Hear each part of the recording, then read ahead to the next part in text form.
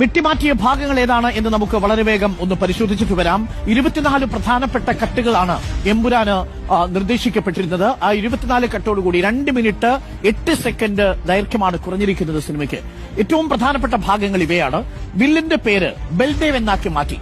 ബാബ ബജ്രംഗി എന്നുള്ള പേര് മാറുകയും അവിടെ ബൽദേവ് എന്ന പേരായി മാറുകയും ചെയ്തു.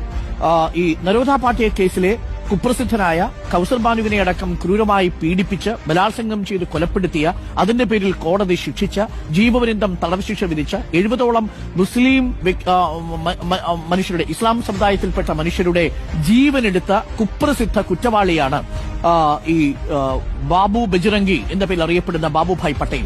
അയാളുടെ പേര് മാറ്റി ബൽദേവ് എന്ന പേരാക്കി മാറ്റി എന്നുള്ളതാണ്. ഇങ്ങനെ ഏകദേശം 7ഓളം ഇടങ്ങളിലാണ് ആ പേര് മ്യൂട്ട് ചെയ്ത് ബൽദേവ് എന്നാക്കി മാറ്റിയിരിക്കുന്നത്. 14 സീനുകളിൽ ആ പേര് മാറ്റിയിട്ടുണ്ട്. 7ഓളം കട്ടുകൾ 14 സീനുകളിൽ ആ പേര് പൂർണ്ണമായിട്ടും മാറ്റി. കാണാനില്ല എന്ന പത്രവാർത്തയിലെ പേര് ബൽദേവ് എന്നാക്കി മാറ്റി. ആ പത്രവാർത്തയിലും ബജ്രംഗിയെ കാണാനില്ല എന്നുള്ളത് മാറ്റി ബൽദേവ് എന്നാക്കി മാറ്റുന്നു. 3 വില്ലന്റെ രംഗങ്ങൾ ഒഴിവാക്കി. ആ വില്ലന്റെ ക്രൗര്യം കൂടുതൽ വ്യക്തമാവുന്ന, അതായത് കോടതി തന്നെ ശിക്ഷയ്ക്ക് വിധിച്ചിരിക്കുന്ന ബാബു ബജ്രംഗിയെ സിനിമയിൽ പ്രതീകാത്മക ചിത്രമായി അവതരിപ്പിച്ചിരിക്കുന്ന കഥാപാത്രത്തിന്റെ രംഗം 3 ആ വില്ലന്റെ രംഗങ്ങൾ ഒഴിവാക്കി.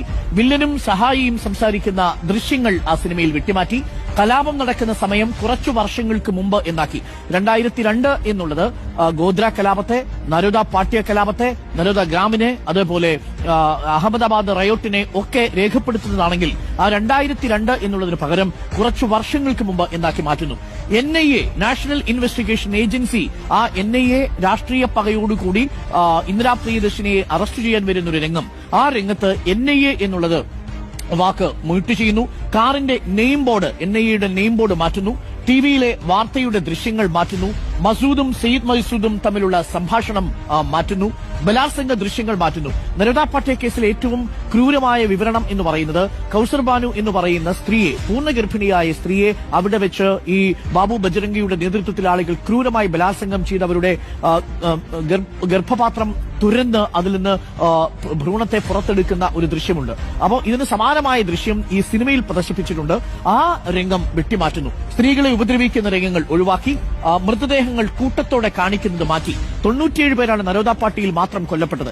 2000-ലേറെ ആളുകൾക്ക് ജീവൻ നഷ്ടപ്പെടുകയോ അവർ ബലാത്സംഗം ചെയ്യപ്പെടുകയോ ചെയ്തിട്ടുണ്ട്. അഹമ്മദാബാദ് റയോട്ടിന്റെ മൊത്തം കണക്കെടുക്കുമ്പോൾ മതപരമായ രൂപങ്ങളുടെ പശ്ചാത്തലത്തിൽ വാഹനങ്ങൾ പോകുന്ന 3 സീനുകൾ ഒഴിവാക്കി.